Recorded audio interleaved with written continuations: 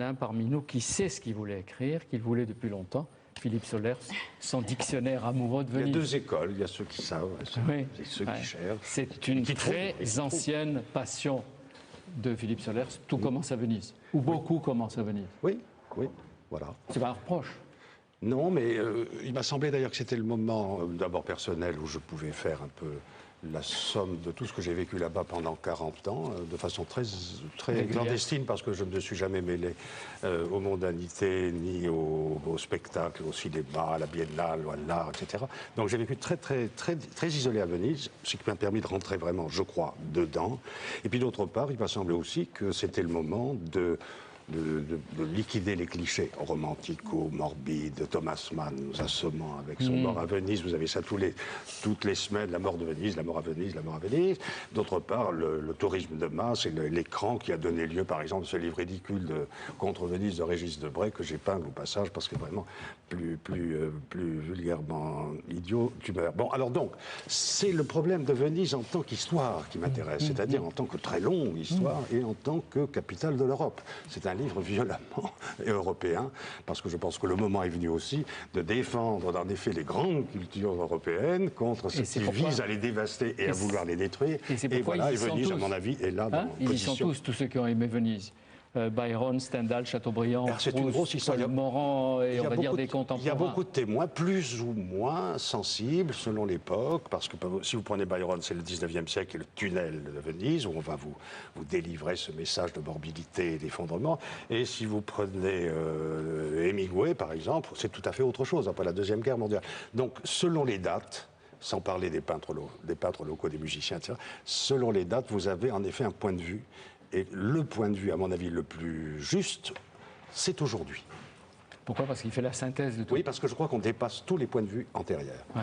C'est-à-dire on englobe Titien, Tintoret, Véronèse. Voilà. Il y a une sorte d'Aufhebung, n'est-ce pas ? Oui. Voilà, on reprend tout et on passe à travers et on va plus loin. Mais alors vous arrivez à Venise avec tous vos amis, toute votre compagnie favorite, c'est-à-dire Casanova, Chateaubriand, Stendhal, Paul Morand. Et puis vous aussi. Stendhal, je ne vois pas grand-chose. Vous figurez comme entrée dans votre dictionnaire.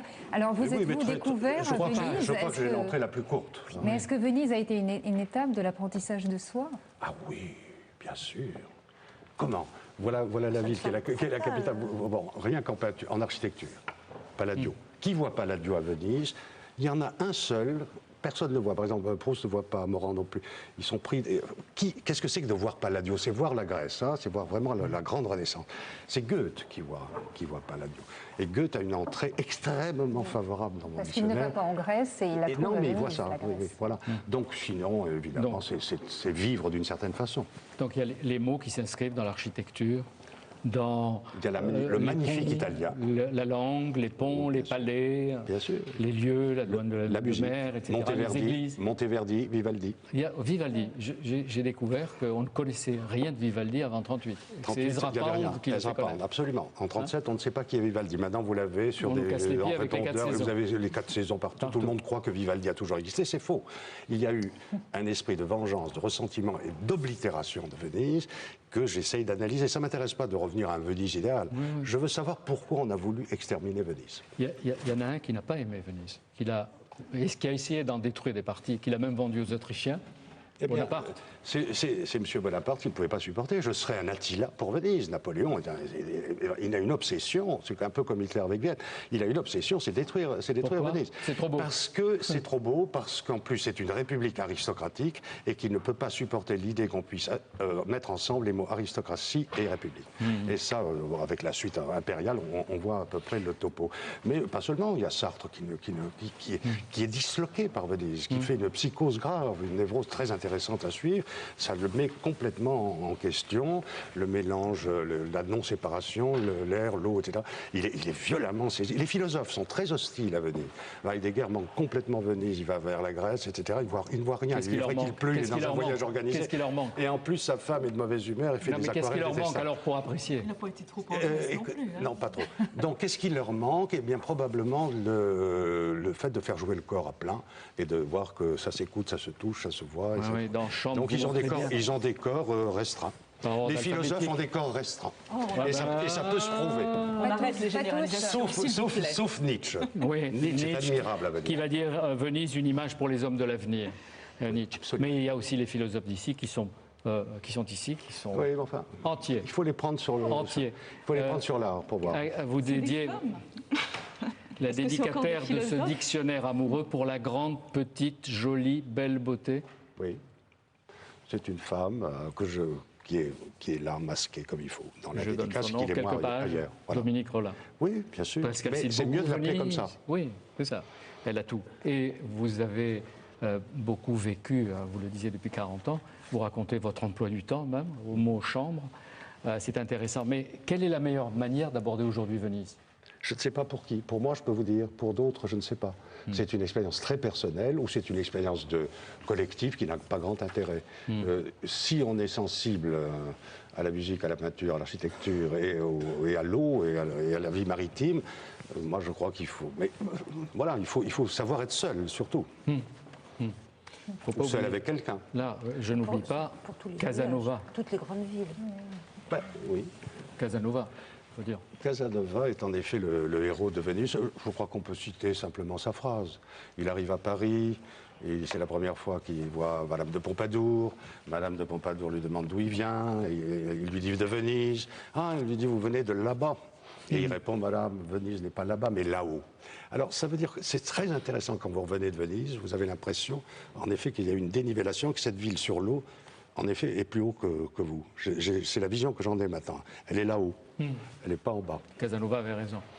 C'est un garçon qui a expérimenté. Qui l'a bien raconté. Et il y a des comparaisons à faire avec New York aussi. Oui, je crois. Tous les ports. Moi, je suis absolument tourné vers les ports et l'eau. New York, c'est une ville aussi, alors dont on peut avoir l'usage.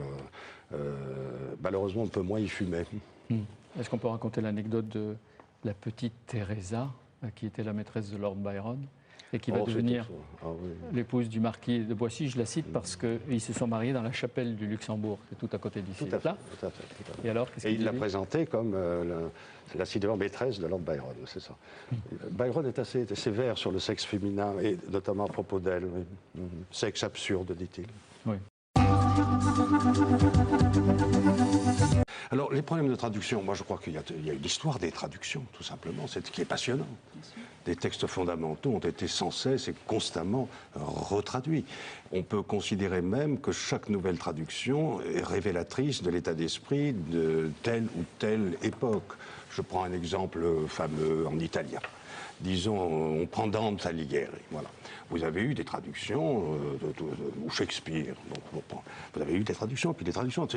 Et puis, vous avez dû attendre énormément de temps avant qu'il y ait des éditions bilingues. Vous voyez, au fur et à mesure que des traductions devenaient de plus en plus serrées, simples, non fantaisistes, non fantastiques, les éditeurs ont commencé, tout récemment d'ailleurs, à publier des éditions bilingues de Shakespeare et de Dante.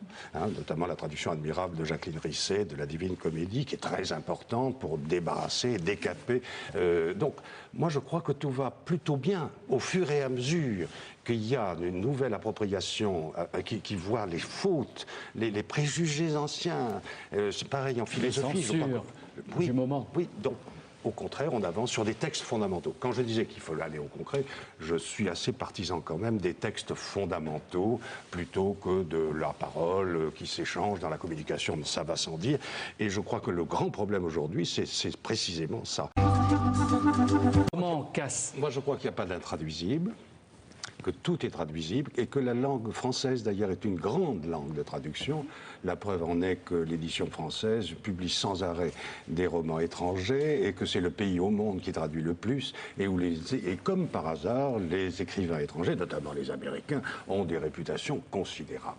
Donc la France est le pays de la traductibilité. Voilà. La France est le pays des Lumières qui traduisent. Alors évidemment, il faut reprendre sans cesse les traductions et voir que quand on ne peut pas traduire un mot, eh bien on peut tourner autour et en donner toutes les significations. Donc ça a été la grande tâche des encyclopédistes. Et je suis persuadé que le Cassin, pour l'appeler par son nom, va nous être très utile à nous, hommes des Lumières et encyclopédistes forcenés que nous restons malgré la dévastation universelle. Donc là, il y a quelque chose de très simple à faire, c'est de penser, je crois, que ce ne sont pas tellement les petites langues qui sont en danger. Ce sont les grandes langues qui sont en danger.